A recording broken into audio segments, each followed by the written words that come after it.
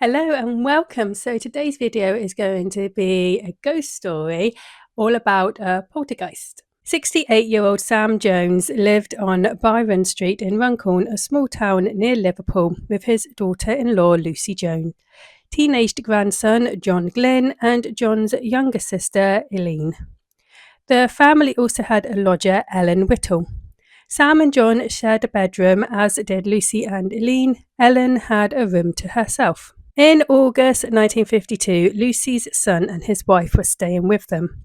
Lucy and Eileen had given up their room for them and moved in with Sam and John.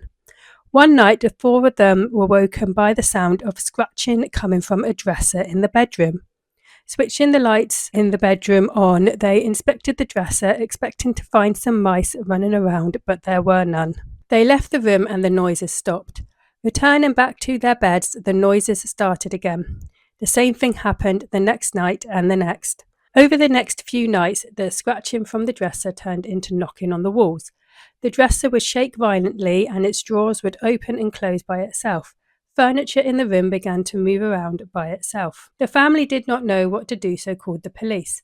3 police officers visited their home and were greeted by a large chest moving across the room. They sat on the chest to try and keep it still, but the chest just threw them off. Not knowing what to do, the police officers wished the family good luck and left the house. The family decided to bring in a psychic called Philip Francis to conduct a séance and try and see if they could send whatever was haunting them away. Philip came in and done his thing, and at first it seemed like it worked. For 3 weeks, all the banging, scratching and moving around of furniture stopped. The family were relieved and carried on with their lives as normal, happy to be able to sleep soundly at night, but their peace did not last. As soon the nighttime disturbances began again. The instances became worse. Family and visitors to the home would have items thrown at them. Pillows would be pulled out from under their heads as they tried to sleep. John Glynn was thrown from his bed. People's clothes were torn.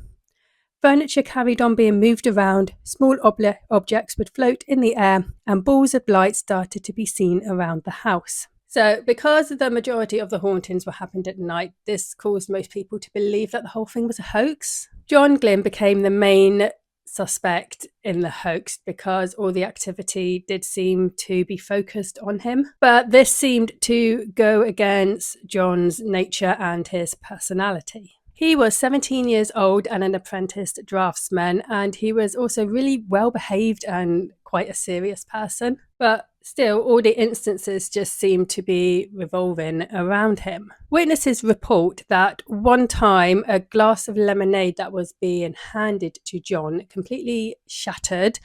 None of the lemonade went on the floor, but it all went on John. So if the poltergeist was real, all the focus of it being on John does go with poltergeist lore, because poltergeists tend to feed off the repressed energy of someone, and John could be holding this energy. And also there were witnesses to instances that happened when John was not there, so John was not wholly responsible for everything.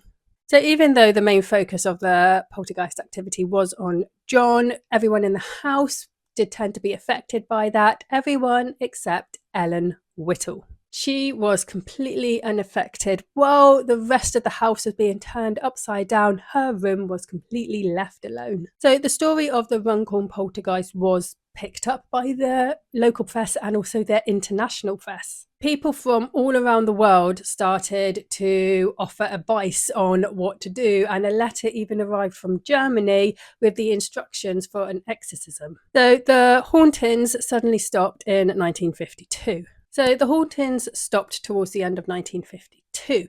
Now, according to John Glynn's friend Thomas Barrow, this was around the time that Ellen Whittle accidentally died falling off a cliff. Though some people do believe that the ghost did have something to do with her death. But there is also a similar instance that was happening at the same time as the Joneses haunting. And there is actually a connection between this other haunting and the Joneses haunting. So Sam Jones worked on a farm owned by a Harold Crowther.